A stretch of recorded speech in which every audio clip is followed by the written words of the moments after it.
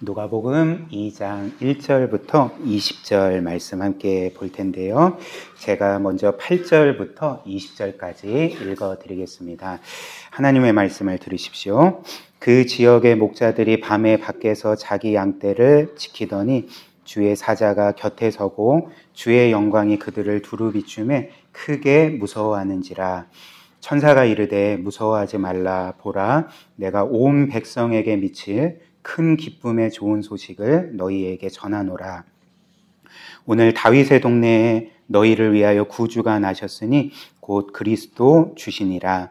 너희가 가서 강보에 쌓여 구유에 뉘어 있는 아기를 보리니 이것이 너희에게 표적이니라 하더니, 호련히 수많은 천군이 그 천사와 함께 하나님을 찬송하여 이르되 지극히 높은 곳에서는 하나님께 영광이요 땅에서는 하나님이 기뻐하신 사람들 중에 평화로다 하니라. 천사들이 떠나 하늘로 올라가니 목자가 서로 말하되 이제 베들레헴으로 가서 주께서 우리에게 알리신 바 이루어진 일을 보자 하고 빨리 가서 마리아와 요셉과 구유에 누인 아기를 찾아서 보고 천사가 자기들에게 이 아기에 대하여 말한 것을 전하니 듣는 자가 다 목자들이 그들에게 말한 것을 놀랍게 여기되 마리아는 이 모든 말을 마음에 새기어 생각하니라.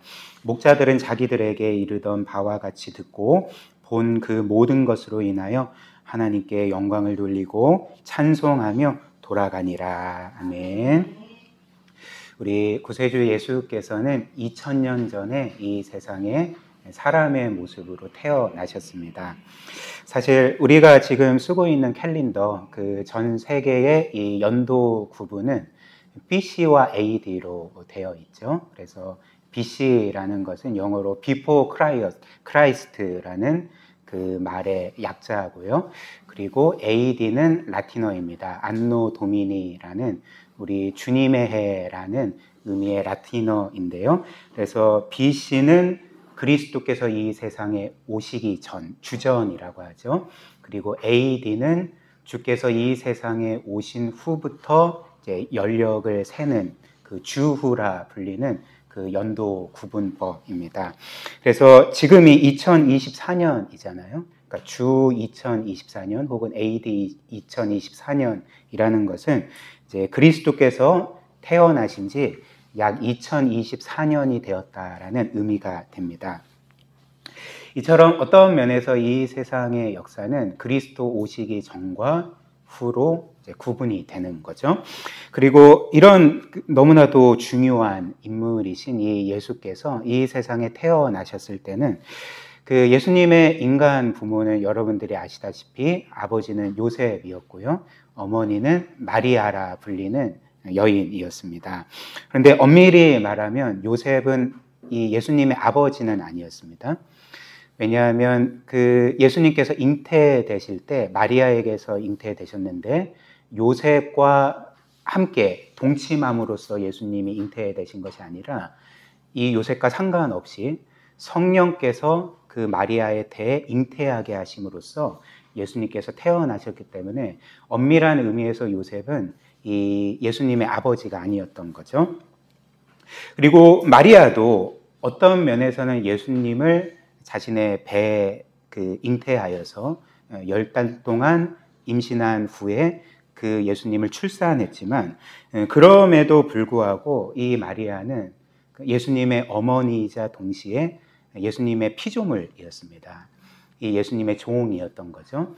왜냐하면 놀랍게도 이 마리아가 예수 그리스도를 잉태하고 출산하기 이전에 이 마리아 자체가 창조주 하나님이신 예수님께서 창조하신 피조물이었기 때문에, 그분의 종이었기 때문에 그랬습니다.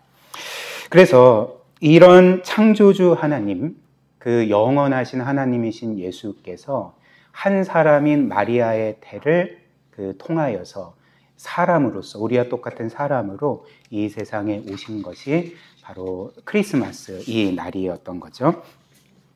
그래서 이런 놀라운 사실을 사실 예수 그리스도께서 이 세상에 오시기 700년 전에 선지자 이사야가 예언한 바였습니다. 이사야 9장 6절 7절 보시면 한번 보십시오.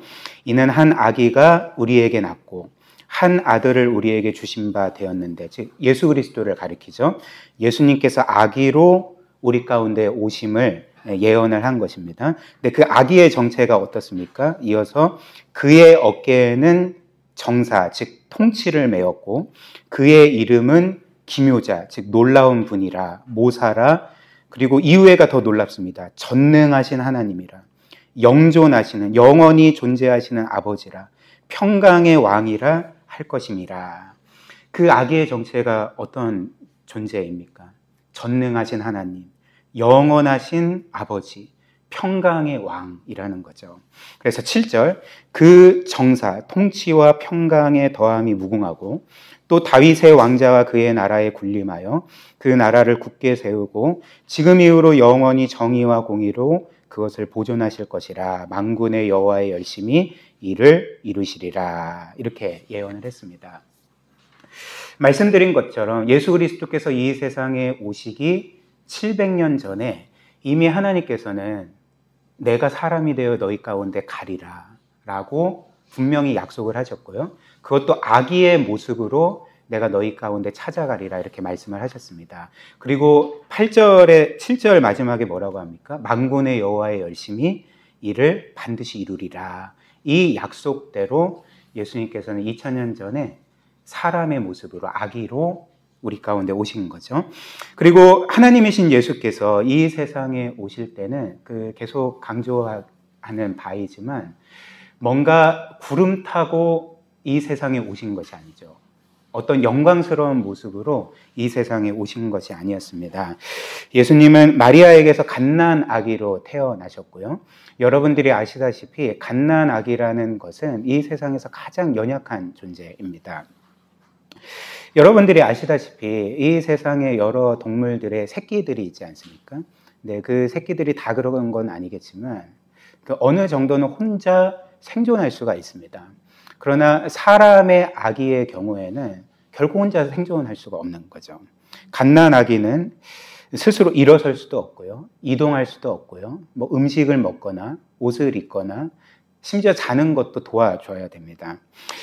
갓난 아기는 한시라도 부모의 돌봄이 없다면 큰 위기에 빠지게 되고 결국에는 죽을 수밖에 없는 존재인 거죠.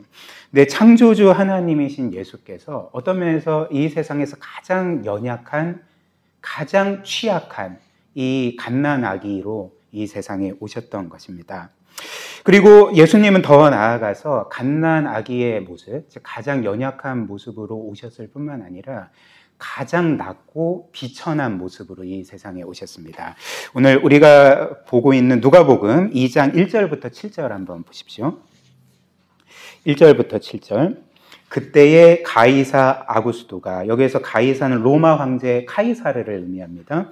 아구스도라는 것은 아우구스투스라는 그 로마의 황제입니다. 그가 영을 내려 천하로 다 호적하게 하였으니 이 호적은 구레뇨가 수리아 총독이 되었을 때 처음 한 것이라. 모든 사람이 호적하러 각각 고향으로 돌아가매 요셉도 다윗의 집 족속이므로 갈릴리 나사렛 동네에서 유대를 향하여 베들레헴이라는 다윗의 동네로 그 약혼한 마리아와 함께 호적하러 올라가니 마리아가 이미 잉태하였더라. 거기 있을 그때에 해산할 날이 차서 첫 아들을 낳아 강보로 싸서 구유에 뉘었으니 이는 여관에 있을 곳이 없음이러라. 이렇게 전해줍니다. 그래서 이 말씀처럼 원래 요셉과 마리아는 나사렛 마을에서 살던 사람입니다. 나사렛 출신의 인물들인 거죠. 네, 이렇게 원래 나사렛에서 살던 요셉과 마리아는 당시 로마 황제인 아우구스투스가 로마 전 지역에 이제 명을 내린 거죠. 자신이 태어난 곳에 가서 호적을 등록하라라는 명을 내렸고, 따라서 요셉과 마리아는 이제 이 자신들이 살던 나사렛을 떠나서 자신들의 고향인 이제 베들레헴으로 가게 됩니다. 근데 그 당시 마리아는 이미 그 예수 그리스도를 임신한 상태였고, 이제 출산을 얼마 남기지 않은 그런 상황이었습니다. 근데 베들레헴에 도착했을 때에 이제 마리아에게 산통이 시작됐고요. 그래서 급히 이 아기를 낳을 곳을 찾아야 했습니다. 근데 우리가 알다시피 이제 불행하게도 거의 이제 모든 사람들이 다 호적을 하러 그 동네에 왔기 때문에 여관이 없었던 것입니다. 방이 없었던 것입니다. 그래서 급히 이들이 찾은 곳이 근처에 마국간 혹은 외양간이었고, 그래서 거기에 급히 들어가서 그 예수 그리스도를 낳으셨던 거죠. 그리고 그 갓난 아기인 예수님을 그 가축들의 밥통인 구유에 누이게 했습니다.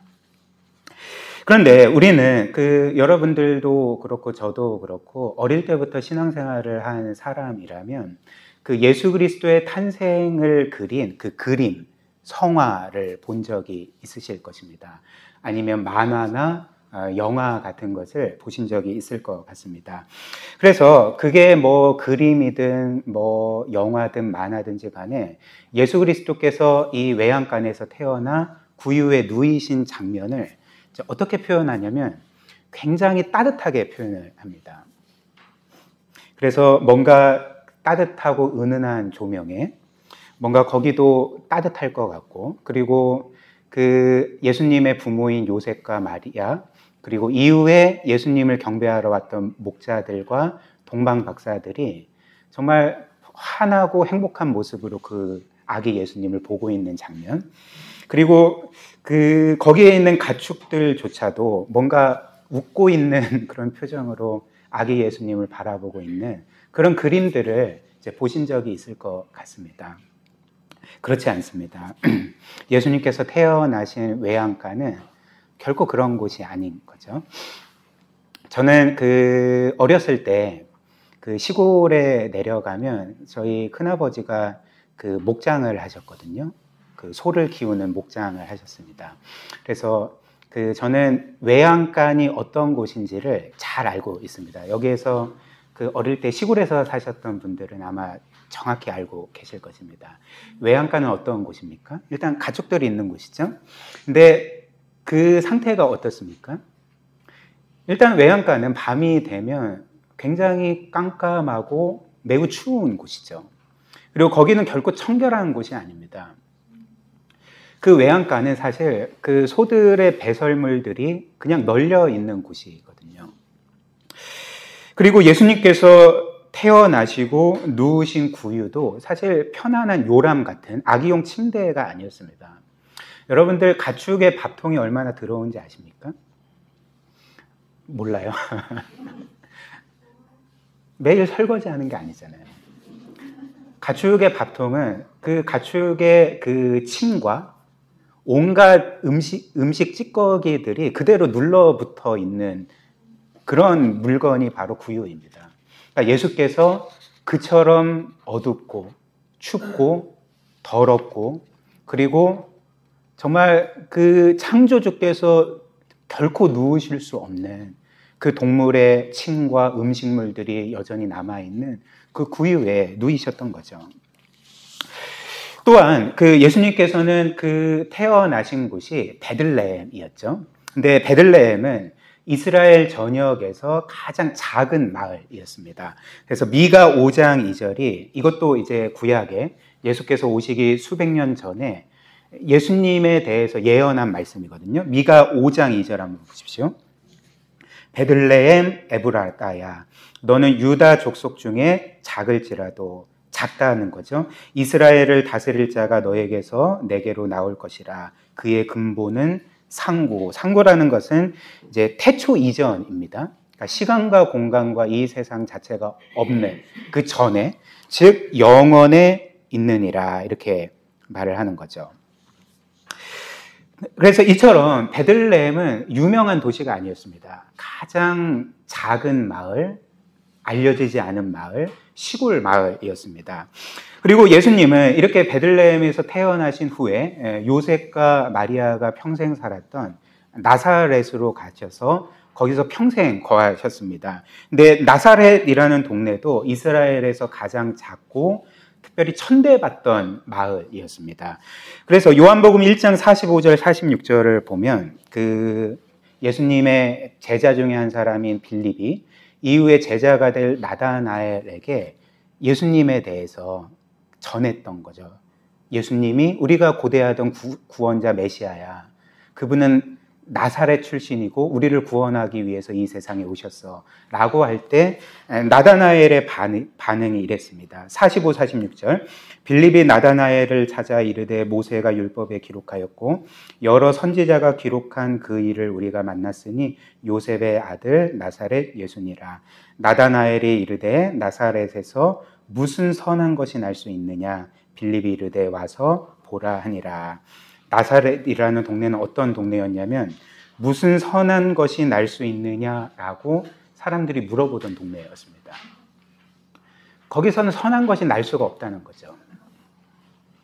그런데 예수께서는 베들레헴에서 당시에 가난한 부모에게서 태어나셨고 그리고 평생 가장 어떤 면에서는 이제 선한 것이 날 수 없다. 그 동네는 이스라엘에서 가장 천대받아도 당연한 마을이다라고 여김받는 그 나사렛 출신으로서 평생 사셨던 것입니다. 그렇다면 한번 여러분들도 좀 생각을 해보십시오. 예수님께서 이 세상에 오시기 전에 그리고 아마도 창세 전부터 예수님은 이 세상에 오셔서 우리를 구원하실 것을 이미 결정해 놓으셨는데 그렇다면 예수님께서 베들레헴에서 태어나시고 가난한 부모에게서 태어나고 평생 천대받던 마을인 나사렛 출신으로 사셨던 것이 우연이겠습니까? 그렇지 않습니다. 이 모든 것들은 하나님이신 예수님께서 이미 창세전에 정하신 그분의 스케줄이었던 거죠. 그래서 성자 하나님, 이 예수께서는 이 세상에 오시기 전부터 그분이 어떤 부모에게서 어떤 지역에서 태어나실지를 정하셨고요.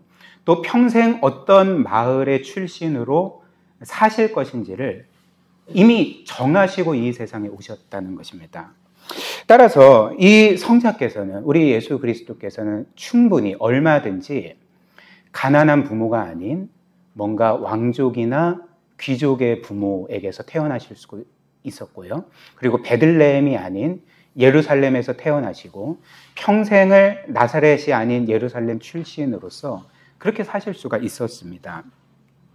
그리고 지금도 어느 정도 그렇지만 고대에는 그 철저한 신분 사회이지 않았습니까? 그래서 고대의 한 사람의 운명은 사실 그의 노력으로 결정되지 아니하고 그가 어느 부모에게서 태어났는지, 어느 가문의 출신인지, 또 어느 지역의 출신으로 살아가는지에 따라서 그의 전 생애가 결정이 되었습니다. 운명이 결정되었던 거죠. 따라서 예수님께서 그분이 이 세상에 오셔서 사람들에게 어느 정도 존중받고 또 뭔가 그 비교적 편한 삶을 살기를 원하셨다면 그분은 얼마든지 그런 삶을 선택하실 수 있었습니다. 왕족이나 귀족으로 태어나시고 예루살렘 출신의 어찌됐든 어느 정도 존경받고 또 권력을 가진 사람으로서 사실 수가 있었다는 거죠. 그리고 이 모든 것들은 사실 우리 모두가 꿈꾸는 그런 그 삶 아니겠습니까? 그러니까 좋은 부모, 또 좋은 지역, 또 좋은 가문, 좋은 학벌을 가진 사람으로서 살아가고 싶은 것은 이 세상 모든 사람들의 바람일 것입니다. 그래서 이것을 표현하자면 그 금수저 세계관인 거죠. 이제 수저 세계관인 거죠. 그래서 태어날 때 이제 어디에서 태어났는지, 어떤 부모에게서 태어났는지, 어떤 지역에서 태어났는지에 따라서 자신의 삶이 결정되는 것처럼 이 세상이 그렇게 말하지 않습니까? 그러나 예수님께서는 이 세상의 이런 금수저 가치관, 금수저 세계관을 따라서 이 세상에 오신 것이 아닙니다. 예수님은 아주 의도적이고 자발적으로 가난한 부모에게서 태어나기로 선택하셨고 가난한 마을과 가난한 지역 출신으로 평생을 살기로 선택하시고 그렇게 평생을 사셨던 것입니다. 그리고 사실 예수님께서 이렇게 가난한 부모에게서 태어나셨을 때 여러분들이 아시다시피 예수님의 아버지 격인 요셉은 사실 예수님께서 아마도 어릴 때 먼저 이 세상을 떠났습니다. 그리고 이후에 마리아의 돌봄을 받으면서 자라셨을 텐데, 사실 마리아도 아마도 뭔가 그 동네에서는 도덕적으로 좀 문제가 있는 여인으로 그렇게 좀 비난을 받았을 것 같습니다. 왜냐하면 여러분들이 아시다시피 이 마리아가 요셉과 결혼한 시점은 예수 그리스도를 잉태하기 전이 아니라 후였거든요. 임신한 후였습니다. 그리고 그 후에 요셉과 결혼을 했기 때문에 지금도 그렇지만 당시의 사람들은 바보가 아닙니다. 다 계산을 할 수가 있습니다. 임신을 하면 10달 정도 후에 아기를 출산하는데, 보니까 이 아기 예수님을 일찍 출산한 거죠.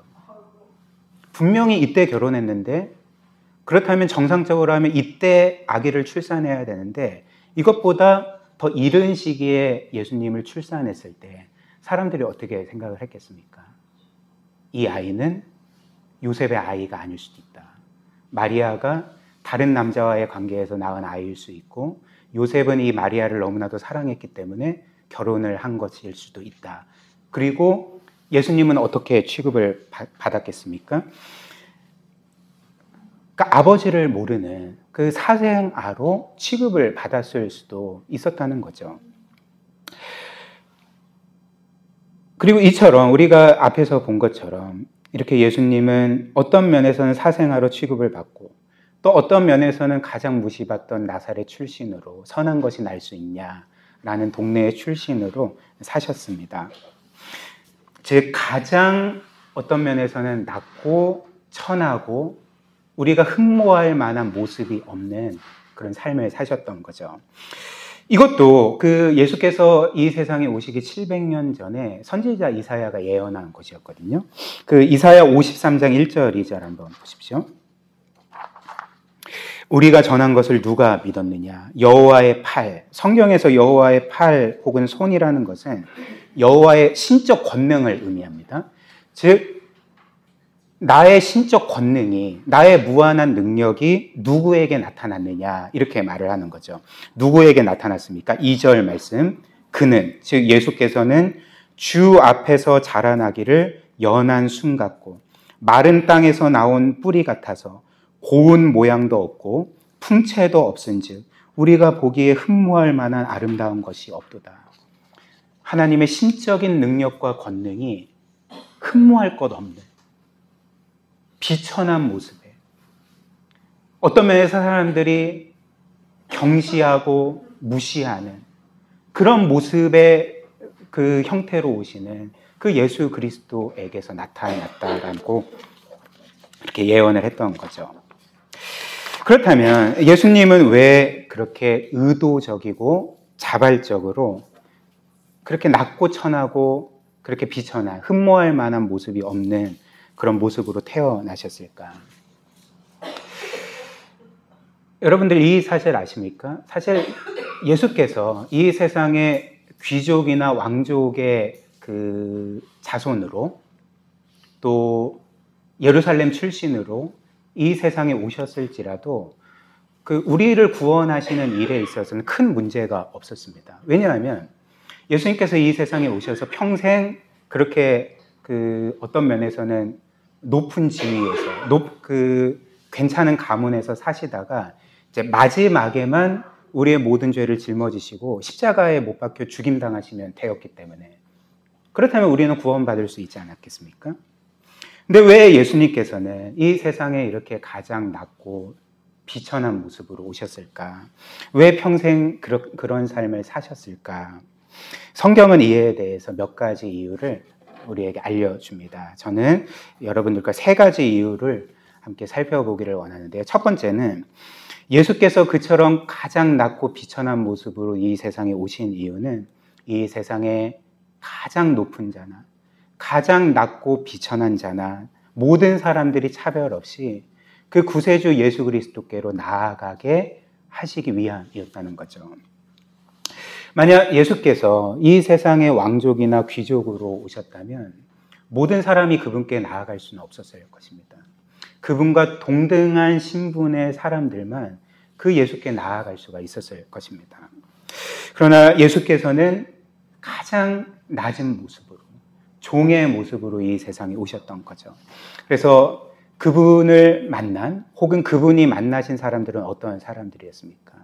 요한복음 3장의 니고데모처럼 당시에 이스라엘에서 가장 신분이 높고 권세가 있는 사람들을 만나셨을 뿐만 아니라 요한복음 4장에 기록된 그 우물가의 사마리아 여인과 같이 과거에 남편이 5이나 있었고 지금도 그 어떤 한 남자와 살고 있는데 동거 관계를 이어가는 그런 사람들에게 비난받고 비천하다 여김받는 여인까지도 얼마든지 예수님께 나아갈 수가 있었던 거죠.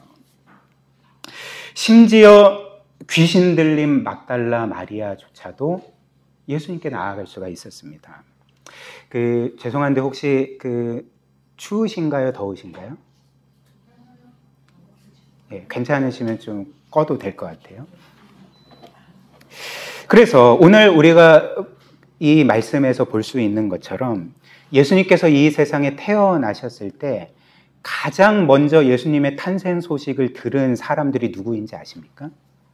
그러니까 목동들이었습니다. 당시 그 들에서 양들을 치고 있던 목자들이 그 천군 천사로부터 예수의 탄생 소식을 가장 먼저 들었습니다.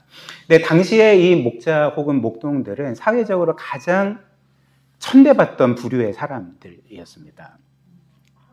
그런데 바꿔 말하면 하나님이신 예수 그리스도께서는 그분이 태어나신 날, 어떤 면에서 최초의 생일날, 그분의 최초의 생일날, 그 생일 파티에 누군가를 초대하셨는데 그 초대받은 사람들이 누구였냐면 가장 낮고 천한 사람들, 누구도 어울리지 않는 사람들을 그 예수님의 최초의 생일 파티에 손님으로 직접 초대하셨던 거죠. 그리고 이후에 예수님께서는 33년 동안 이 세상을 사시면서 가난한 자, 헐벗은 자, 비천한 자, 이 세상에서 차별받고 소외된 자들, 그리고 죄인으로 정죄받던 사람들, 귀신 들린 자, 아픈 자, 누구도 친구로 다가가지 않는 사람들을 찾아가시고 그들을 친구 삼아주시지 않았습니까? 이것이 바로 예수님께서 가장 낮고 천한 모습으로 이 세상에 오신 이유인 거죠. 그 다음 두 번째로 우리 구세주 예수께서 이렇게 가장 낮고 천한 모습으로 오신 또 다른 이유는 그분은 우리의 이 땅에서 겪는 고통과 아픔과 슬픔을 모르시는 분이 아니라 그분은 그 모든 것들을 겪으시고 아시고 그래서 우리를 친히 진정으로 위로해 주시기를 원하시고 능히 위로하실 수 있는 구세주가 되시기 위해서 가장 낮고 천한 모습으로 오셨던 것입니다. 그래서 예수님은 이 모든 것을 경험으로 배우셨다라고 성경이 알려주는 거죠. 이사야 53장 3절 한번 보십시오. 그는 멸시를 받아 사람들에게 버림받았으며 강고를 많이 겪었으며 질고 즉 질병과 고통을 아는 자라. 우리의 질병과 고통을 아신다라고 말합니다. 그래서 마치 사람들이 그에게서 얼굴을 가리는 것 같이 멸시를 당하였고 우리도 그를 귀히 여기지 아니하였도다 이렇게 말합니다. 그래서 히브리서 4장 15절이 또 이렇게 말하죠. 우리에게 있는 대제사장 예수 그리스도는 우리의 연약함을 동정하지 못하실 리가 아니요 모든 일에 우리와 똑같은 시험을 받으시니로되 죄는 없으시니라 이렇게 말합니다. 그래서 예수께서 우리를 구원하신 분이지만 만약 그분이 우리의 고통과 아픔을 친히 겪으신 분이 아니라면 이처럼 이 세상의 고통과 아픔과 슬픔과 질병을 겪고 있는 우리의 삶과는 동떨어진 삶을 사신 분이라면 사실 그분은 우리의 구원자는 되실 수 있지만 우리의 참된 위로자는 되실 수가 없는 거죠. 우리를 구원하시는 구원자가 되실 수는 있지만 우리가 여전히 이 땅에서 겪는 고통과 아픔과 슬픔을 그 구세주께 가져갈 수는 없을 것 같습니다. 그러나 예수님께서는 우리가 겪는 이 세상의 모든 고통과 아픔을 그 슬픔을 정확히 아신다는 거죠. 예를 한번 들어볼까요? 계속 우리가 보는 것처럼 예수님은 태어나실 때부터 가장 낮고 비천한 환경에서 태어나셨습니다. 그래서 예수님께서는 어떤 면에서 평생 가난이라는 것을 경험하셨고요. 그래서 그 가난이라는 것이 무엇인지 정확히 아셨습니다. 또한 예수님께서는 그 공생의 이전까지 그냥 아무 일도 하신 것이 아니었습니다. 어떤 직업 없이 그냥 보내신 것이 아니라 우리가 알다시피 목수로 사셨거든요. 근데 당시 목수라는 것은 우리가 생각하는 카펜터가 아니라 그 당시 고고학적 기록에 따르면 목수보다는 그 석수였습니다. 지금으로 따지면 이제 공사 현장에서 매일 일하는 그런 그 일꾼들, 그런 일들을 하셨던 거죠. 그래서 예수님께서는 노동의 고됨을 모르시는 분이 아닙니다. 누구보다도 이 노동의 고됨과 아픔과 그 모든 것들을 친히 경험하셨고 우리가 이 땅에서 겪는 이 노동의 고됨을 누구보다도 잘 아시는 분이시라는 거죠. 또한 예수께서는 그분이 말씀하신 것처럼 나는 머리 둘 곳 없는 삶을 살고 있다. 이렇게 말씀하신 것처럼 그분은 늘 추위와 배고픔과 피곤함을 겪으셨고 따라서 우리가 이 땅에서 겪는 이런 그 피곤함들을 너무나도 잘 알고 계시는 분이십니다. 또한 앞서 말씀드린 것처럼 예수님의 아버지였던 요셉은 예수께서 어릴 때 아마도 이 세상을 떠난 것 같습니다. 즉 예수께서는 우리가 이 땅에서 겪는 가장 큰 슬픔인 가족을 먼저 떠나보내는 슬픔이 무엇인지를 정확히 아시고 우리를 위로하실 수 있는 분이라는 거죠. 또한 예수님께서는 어릴 때부터 사생자라는 그런 그 따가운 눈총을 받으셔야 됐고 이후에도 사람들에게 비난과 배척을 지속적으로 받으신 분이었습니다. 즉 예수께서는 우리가 이 땅에서 겪는 사람들의 비난과 배척과 이 모든 것을 겪는 고통이 어떤 것인지를 누구보다도 잘 알고 계시다는 것입니다. 심지어 예수님은 가족들에게도 미친 사람 취급받은 것 아시지 않습니까? 또한 예수님은 사랑하는 사람들에게 배신을 당하는 것이 어떤 고통인지를 정확히 아셨습니다. 왜냐하면 그분이 계속적으로 사람들에게 배신을 당하셨고 마지막에는 그분이 십자가에 못 박히시기 전날에 그분이 그토록 사랑했던 제자들이 모두가 예수님을 버리고 도망갔기 때문에 그런 거죠. 심지어 예수님은 십자가에 못 박히셨을 때 그분이 영원토록 사랑하시고 또한 영원토록 사랑받던 그 성부 하나님께 철저하게 버림을 받으셨습니다. 따라서 예수님은 사랑하는 사람들에게 배신을 당하는 것이 무엇인지를 정확히 아신다는 거죠. 또한 예수님은 이 땅에서 우리가 겪는 육신의 질병과 고통이 무엇인지 정확히 아십니다. 그리고 이 세상 누구도 아직 겪어보지 못한 죽음의 고통이 무엇인지도 정확히 알고 계시는 거죠. 왜 그럴까요? 예수님은 이 세상 역사 가운데 사람들이 고안한 가장 최악의 고통을 오랫동안 지속적으로 가함으로써 죽이는 그 십자가형을 친히 받으셨기 때문에 그리고 그 죽음을 친히 경험하셨기 때문에 이미 최악의 고통을 경험하신 그분은 우리가 이 땅에서 겪는 이 고통이 어떤 것인지를 너무나도 잘 알고 계시다는 것입니다. 따라서 우리는 이 땅에서 우리가 겪는 고통과 아픔과 슬픔과 이 땅에서 사람들에게 비난을 받고 배신을 겪음으로써 받는 모든 고통을 우리 예수께 얼마든지 가져갈 수가 있는 거죠. 그리고 그분께 위로받을 수 있고 그분을 통하여서 다시금 힘을 얻을 수가 있는 것입니다. 그리고 그 다음 세 번째로 예수께서 이 세상에 가장 낮고 비천한 모습으로 오신 이유는 그리고 그 모든 고통을 친히 겪으신 이유는 바로 그 모든 고통과 슬픔을 겪으심으로써 우리를 온전히 대속하시기 위함이었습니다. 죄로부터, 죄의 결과와 형벌로부터 우리를 대속하시는 과정이 그분이 이 땅에서 우리 인생이 겪는 모든 고통을 겪는 과정이었다는 거죠. 왜냐하면 이제 성경이 말하는 바 우리가 이 땅에서 겪는 죽음뿐만이 아니라 모든 고통과 아픔이 궁극적으로는 우리의 죄의 결과고 죄로 인해 받는 형벌이기 때문에 그렇습니다.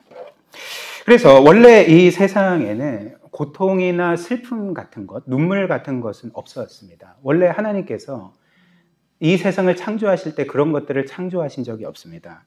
이 모든 것은 이제 죄의 결과고 죄에 대한 하나님의 공의로운 심판이었던 거죠. 그래서 로마서 6장 23절이 이렇게 말합니다. 죄의 삭은 사망이요 하나님의 선물은 그리스도 예수 우리 주 안에 있는 영생이니라. 그래서 하나님께서 원래 이 세상을 창조하실 때의 상태는 고통이 아니라 죽음이 아니라 이 세상의 하나님과의 교제와 하나님께서 창조하신 이 세상을 누림으로 인해서 누릴 수 있는 그 기쁨과 평안과 생명이 가득한 세상이 하나님께서 원래 창조하신 이 세상이었던 거죠. 그래서 그 당시에는 죽음이라는 단어조차도 몰랐고요. 우리가 이 땅에서 겪는 고통과 아픔이나 슬픔 같은 것은 존재하지 않았습니다. 이 모든 것은 첫사람 아담과 하와가 하나님께 죄를 짓고 반역했을 때, 그리고 그 안에서 모든 사람들이 죄를 짓고 하나님을 떠났을 때, 그 생명의 근원이신 하나님을 떠나게 됐을 때, 이 세상 모든 사람들에게 죽음이 들어오고 죽음으로 인한 우리가 겪는 모든 고통과 아픔과 슬픔들이 들어왔다는 것입니다. 하나님의 공의로운 심판으로 이 세상 모든 것이 이런 죽음의 권세 아래 거하게 되었다는 거죠. 물론 이 세상의 어떤 사람들은 이 죽음이라는 것을 그렇게 슬퍼할 필요가 없다, 두려워할 필요가 없다. 왜냐하면 죽음이라는 것은 삶의 어떤 자연스러운 그 결과이기 때문에, 삶의 일부분이고 우리에게는 지극히 자연스러운 것이기 때문에 죽음을 그렇게 슬퍼하거나 아파할 필요가 없다라고 말합니다. 그러나 여러분들 한번 깊이 생각을 해보십시오. 그런 사람들이 말하는 것처럼 이 죽음이 우리의 삶의 자연스러운 일부분이고, 그래서 본성상 그 죽음이 우리에게 원래는 이질적이지 않고 적대적이지 않고 그냥 온전히 받아들여야 되는 것이라면 왜 이 세상 사람들은 죽음을 그렇게 두려워하겠습니까? 그리고 왜 이 세상 모든 사람들은 자신이 죽게 되는 것을 알고 있음에도 불구하고 영원한 생명, 영원한 삶을 꿈꾸겠습니까? 저는 이 교회에 부임하기 전에 꽤 큰 교회에 있었기 때문에, 그리고 작년 교구를 그렇게 담당하고 사역했기 때문에 꽤 많은 장례를 치렀습니다. 거의 이제 수십 번의 장례를 치렀고요. 그리고 그 장례를 치를 때마다 거의 이제 보통은 3일장을 하잖아요. 그러니까 첫날부터 마지막 하관에 이르기까지 제가 다 이제 집도를 했던 거죠. 근데 여러분들 아시다시피 이제 고인을 떠나보낸 유가족들이 그 장례 과정 3일 동안 가장 슬퍼하는 날이 그 시기가 언제인지 아십니까? 입관 때입니다. 고인의 얼굴을 마지막으로 볼 때, 그리고 관을 닫기 전에 고인에게 마지막 인사를 전할 때에 그 유가족들이 주체할 수 없는 슬픔을 가누지 못하고 너무나도 슬퍼합니다. 그렇다면 유가족들은 왜 고인의 얼굴을 보면서 슬퍼하겠습니까? 왜 고통스러워할까요? 그러니까 죽음이라는 것이 우리의 본성에 굉장히 이질적인 것이기 때문에, 심지어 적대적인 것이기 때문에 그런 것 아니겠습니까? 심지어 요한복음 10장을 보면 예수님께서 너무나도 사랑하셨던 나사로가 죽게 되고 무덤에 안치되게 됩니다. 그리고 이후에 예수께서 그 나사로의 무덤에 오셨고, 그리고 그 무덤 앞에서 죽은 나사로를 생각하면서 눈물을 흘리셨던 거죠. 근데 여러분들이 아시다시피 예수님은 그 즉시 나사로를 살리실 예정이었습니다. 근데 이제 곧바로 살리실 건데 왜 예수님께서 우셨겠습니까? 왜 우셨을까요? 왜냐하면 이 죽음이라는 것은 원래 그 창조주 하나님이신 예수께서 창조하신 게 아니었기 때문에 그런 거죠. 내가 창조한 게 아닌데 죄로 인해 이 세상에 들어온 이 죽음이 사람들을 그처럼 고통스럽게 만들고 눈물 나게 만들고 가슴을 찢어놓고 주체할 수 없는 그 심적인 고통을 주는 것을 보시면서 사람들이 너무 불쌍해서 그 나사로의 무덤 앞에서 우셨던 것입니다. 이처럼 이 죽음이라는 것은 원래 창조된 게 아니라는 거죠. 본성상 자연스러운 게 아니라는 것입니다. 이것은 굉장히 이질적이고 적대적이고 이것은 반드시 해결되어야 될 것이라는 거죠. 또한 사람의 죄의 결과로 사람만 죽는 게 아니라 여러분들 아시다시피 이 세상에 살아있는 모든 것들은 죽게 됩니다. 크리스마스 때 자꾸 무거운 말씀을 전하게 되는데 죽게 됩니다. 식물도 죽고 동물도 죽고 다 죽게 됩니다. 이 세상 모든 것들이 죄로 인한 이 죽음의 권세 아래 있게 되고 그 고통 아래 거하게 되는 거죠. 로마서 8장 18절부터 23절. 생각하건대 현재의 고난은 장차 우리에게 나타날 영광과 비교할 수 없도다.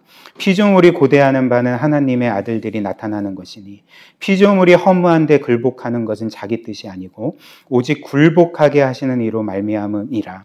그 바라는 것은 피조물도 썩어짐의 종노릇한 데서 해방되어 하나님의 자녀들의 영광의 자유에 이르는 것이니라. 그래서 주의 깊게 보십시오. 피조물이 다 이제까지 함께 탄식하며 함께 고통을 겪고 있는 것을 우리가 아느니라. 왜 피조물이 썩어짐의 종노릇하고 즉 죽음의 종노릇하고 함께 탄식하며 고통을 겪고 있겠습니까? 사람의 죄 때문이라는 거죠. 죄의 결과 심판으로서 사람뿐만 아니라 이 세상 모든 살아있는 피조물도 고통을 겪고 있습니다. 그래서 23절 그뿐 아니라 또한 우리 곧 성령의 처음 익은 열매를 받은 우리까지도 속으로 탄식하여 양자될 것 즉 우리 몸의 속량을 기다리느니라. 우리 또한 고통을 겪게 되는 거죠. 구원받았을지라도. 따라서 예수님께서는 우리의 죄를 대속하시기 위해서는 단지 십자가에서 죽으셔야만 했던 것이 아니라는 거죠. 그분이 우리의 모든 죄를 대속하시기 위해서 죄의 결과인 죽음에서 우리를 구속하시기 위해서는 우리를 위해 십자가에 못 박혀 죽임당하실 뿐만 아니라 우리가 이 땅에서 죄의 결과와 심판으로서 받아야 될 모든 인생의 고통을 그분의 전생애 동안 계속적으로 겪게 되고 견디게 되고 그 예수 그리스도도 고통을 받으셔야 했다는 것입니다. 그분이 33년 동안 우리 인생에 겪는 모든 고통을 친히 받으심으로써 어떤 면에서는 십자가를 통해서 죄값을 치르셨을 뿐만 아니라 그분의 고통스러운 삶을 통해서도 우리의 모든 죄값을 치르고 계셨던 거죠. 그래서 이사야 53장 4절 5절 한번 보십시오. 그는 즉 예수 그리스도는 실로 우리의 질고 즉 질병과 고통을 지고 예수님은 우리의 죄만을 지신 것이 아닙니다. 우리의 질병을 지셨고 우리의 고통을 지셨습니다. 그래서 어떻게 하셨습니까? 우리의 슬픔을 당하셨거든요. 예수께서는 그분의 슬픔을 당하신 게 아니라 우리가 당해야 될 슬픔을 당하셨던 거죠. 그래서 우리는 생각하기를 그는 징벌을 받아 하나님께 맞으며 고난을 당한다 하였노라. 5절. 그러나 그가 찔림은 우리의 허물 때문이고 그가 상함은 우리의 죄악 때문이라. 그가 징계를 받음으로 우리는 평화를 누리고 그가 채찍에 맞음으로 우리는 나음을 받았도다. 이렇게 말하는 것입니다. 사랑하는 여러분, 예수 그리스도를 믿고 이미 구원받은 우리는 이미 영원히 구원받았습니다. 그러나 우리는 구원받았을지라도 우리의 몸은 여전히 죄로 인하여 깨트려진 죄로 인한 고통이 가득한 이 세상을 살아가기 때문에 여전히 우리도 똑같이 고통을 겪게 되는 것입니다. 아픔을 겪게 되고 질병을 겪게 되고 관계의 깨어짐을 겪게 되는 것입니다. 그러나 오늘 이 말씀처럼 그리스도께서 이미 이 세상에 33년을 사시면서 우리 인생이 겪을 모든 고난을 그분이 대신 지시고 겪으셨다면, 그분이 다 감당하셨다면 우리가 확신할 수 있는 바가 무엇이겠습니까? 우리 믿는 사람들, 구원받은 사람들이 겪는 고난은 더 이상 하나님의 심판이 아니라는 거죠. 하나님의 형벌이 아니라는 것입니다. 하나님께서 우리를 버리신 증거가 아니라는 것입니다. 여기서도 삶의 고난을 겪고 계신 분 계시지 않습니까? 혹은 여러 질병으로 인해 육신의 아픔을 겪고 계시는 분 계시지 않습니까? 그 모든 것이 하나님께서 여러분들을 버리신 증거가 아닙니다.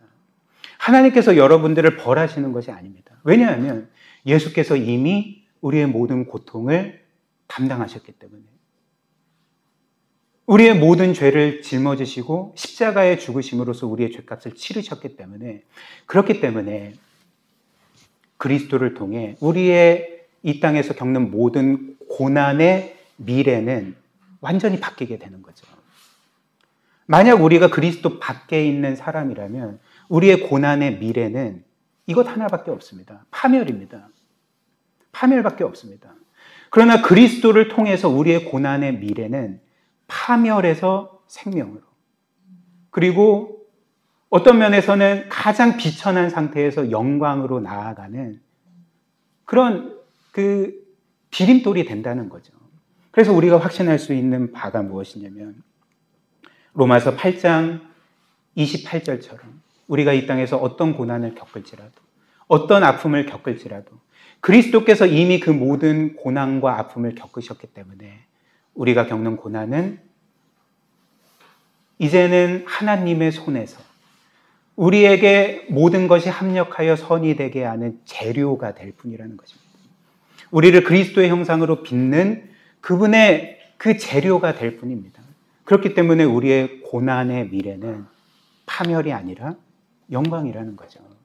저나 여러분들이나 우리의 고난 가운데 기대할 수 있는 것, 확신할 수 있는 것은 영광밖에 없다는 것입니다.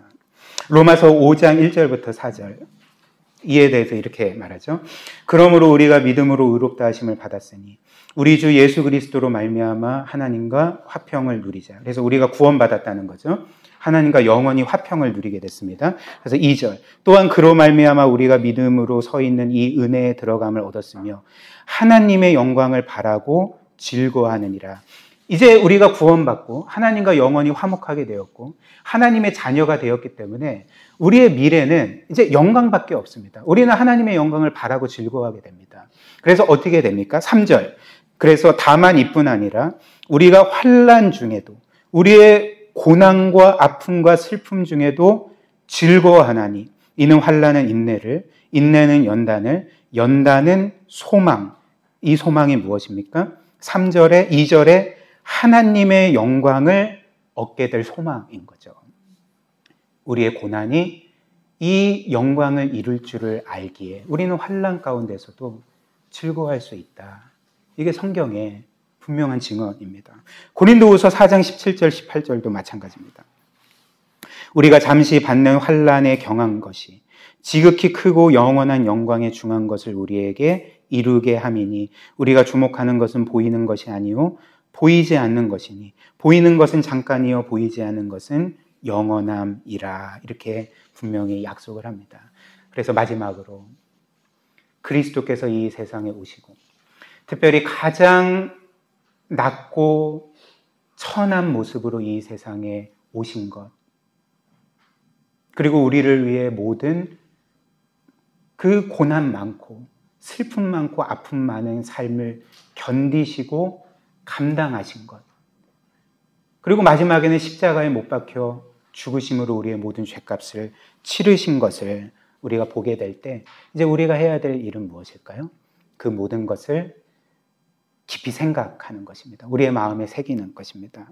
그래서 오늘 본문 말씀을 보면 천사들이 목자들에게 주의 탄생의 소식을 전했고 목자들은 그 소식을 가지고 요셉과 마리아에게 가서 전하게 됩니다. 그리고 마리아는 그때 이런 반응을 보입니다. 누가복음 2장 19절 20절 우리 함께 읽어볼까요? 19절 시작. 마리아는 이 모든 말을 마음에 새기어 생각하니라. 20절 목자들은 자기들에게 이르던 바와 같이 듣고 본 그 모든 것으로 인하여 하나님께 영광을 돌리고 찬송하며 돌아가니라. 그래서 우리가 해야 될 두 가지 일이 있습니다. 마리아처럼 이 모든 것을 생각하는 것, 우리 마음에 새기고 깊이 묵상하는 것, 그리고 그렇게 그 모든 복된 소식을 우리가 생각하고 깊이 묵상하면 어떻게 될까요? 목자처럼 우리는 기뻐하며 하나님께 영광을 돌리게 되는 거죠. 그래서 마지막으로 히브리서 3장 1절도 이렇게 말합니다. 그러므로 함께 하늘의 부르심을 받은 거룩한 형제들아, 우리가 믿는 도리의 사도이시며 대제사장이신 예수를 깊이 생각하라. 예수를 깊이 생각하라. 이렇게 말합니다. 여러분들, 그 신앙생활이 어떤 건지 아십니까? 신앙생활이라는 것은 뭔가 분주하게 끊임없이 일을 하는 게 아닙니다. 물론 우리가 하나님을 섬기고 하나님께서 우리에게 맡겨주신 그 사명에 따라서 최선을 다해 신실하게 살아가야 합니다. 그러나 그 전에 그 모든 것의 기반이 되는 것은 우리가 생각하는 것입니다. 하나님을 생각하고 그리스도를 생각하고 하나님께서 그리스도 안에서 우리에게 어떤 놀라운 일들을 행하셨는지, 그리고 그 일의 결과로 우리는 어떤 영광을 얻게 되는지를 계속적으로 생각하는 것이 신앙생활이라는 거죠. 그렇기 때문에 히브리서는 예수 그리스도를 생각하라라고 말하는 것입니다. 생각하지 않으면 우리는 신앙생활을 하지 않고 있는 것입니다. 그러나 우리가 예수 그리스도를 생각한다면 우리는 신앙생활을 하고 있는 거죠.